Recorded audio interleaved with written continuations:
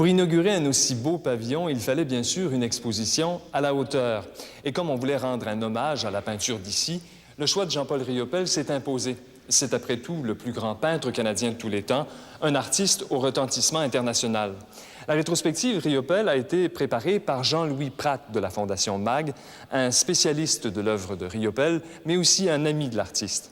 Le résultat est fulgurant, comme le dit mon collègue Paul Toutain.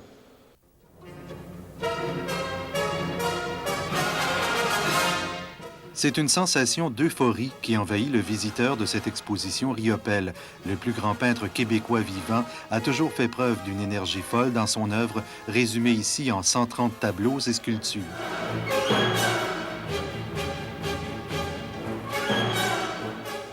Dès le début des années 50, Jean-Paul Riopel signe le refus global en réaction aux éteignoirs qui contrôlent la société québécoise et s'installe en France. Copain des surréalistes, qui le surnomment le trappeur, Riopel découvre aussi le vin, son ami le plus fidèle. Son œuvre, qu'on qualifie à tort d'abstraite, est d'une intense vitalité. Par giclées violentes, Riopel rend le souvenir de la nature. Cette nature qui le fait vivre lui donne son oxygène.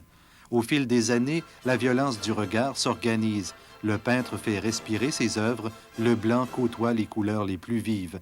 Des tableaux immenses essaient de capter les saisons et devant ce travail, on reste ébahi.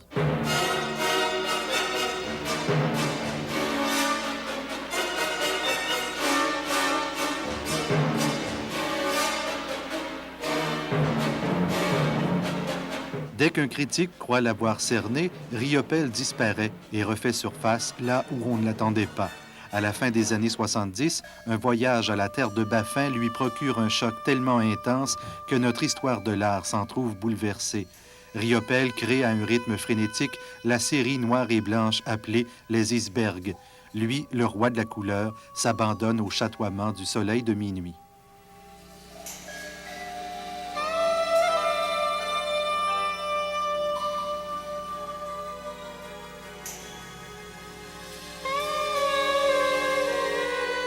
Comme Matisse et Picasso, Riopel touche à tout, explore différents moyens d'expression car tout son art est là, montrer le monde mouvant que le peintre dit voir au fond des cours d'eau.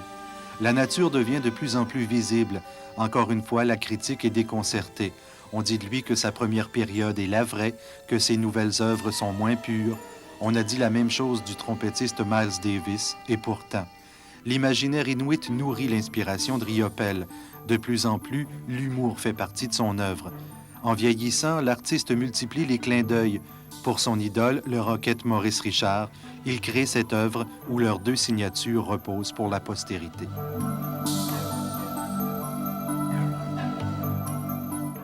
Puis arrivent les oies.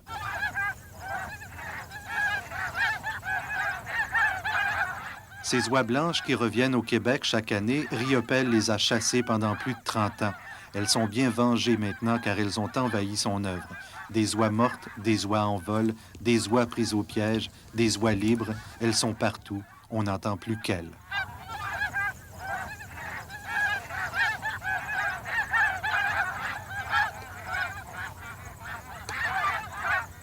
Avec de l'or dans les yeux, les oies confirment la suprématie de la nature dans le regard du peintre.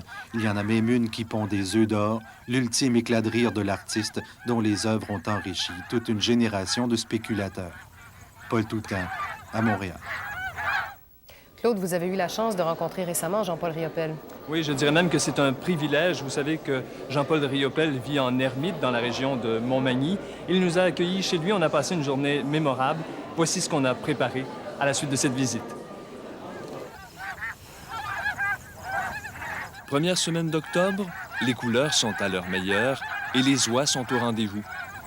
Lorsqu'on arrive à l'île aux grues dans un tableau grandeur nature comme celui-ci, on comprend le coup de foudre de Jean-Paul Riopel pour cette région.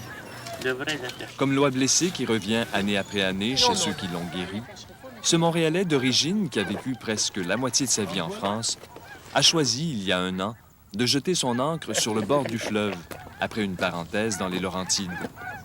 À pareille date l'an dernier, Riopel était en pleine production, ici même, au milieu des oies. Pas arriver à en faire autant qu'il y en a dans le ciel. Alors, tant que j'en aurais pas fait autant qu'il y en a dans le ciel, Mais je peux pas m'arrêter. Quand je fais un tableau, c'est le dernier qui, ça moins, réussit pour une fois.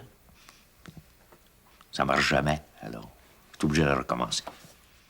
Riopelle a appris à dessiner auprès d'Henri Bisson en 1933. Il avait 10 ans. 58 ans plus tard, le mieux coté de nos peintres n'arrive toujours pas à expliquer comment lui vient l'inspiration. J'en ai aucune idée. Moi, je pense que ça a duré toute ma vie.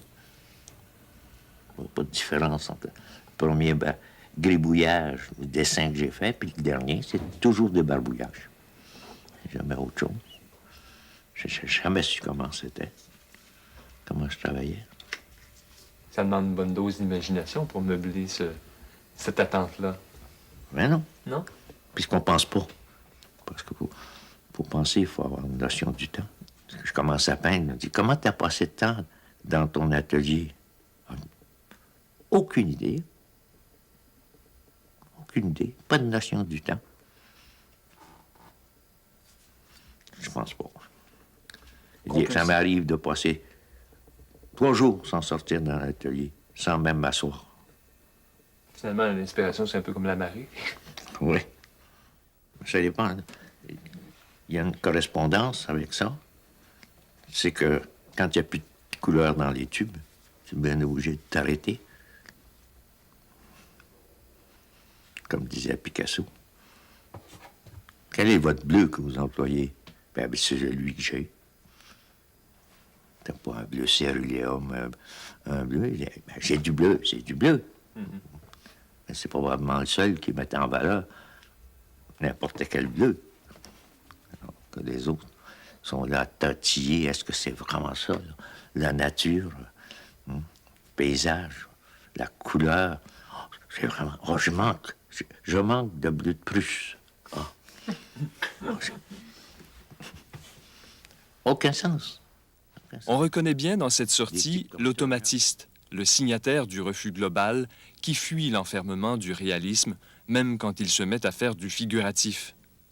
Jean-Paul Riopelle a payé trop cher sa liberté de parole et de style pour la brader maintenant à 68 ans.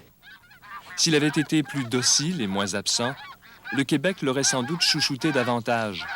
C'est qu'ici, on boude souvent les rebelles et les génies, surtout lorsqu'ils réussissent à l'étranger.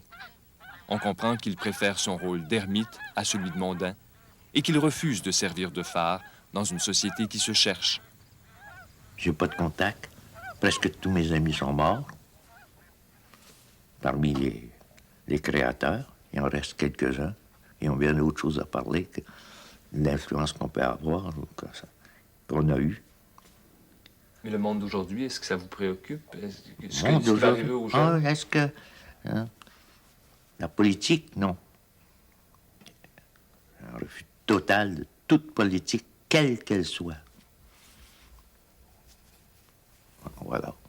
Oh, j'ai besoin d'être ailleurs qu'avec la société. C'est fini là. Ouais. Dans la nature, ça a toujours été important. En pour principe, c'est la nature. En dehors de la nature. Il n'y a pas grand-chose, hein. Pas les musées, en tout cas.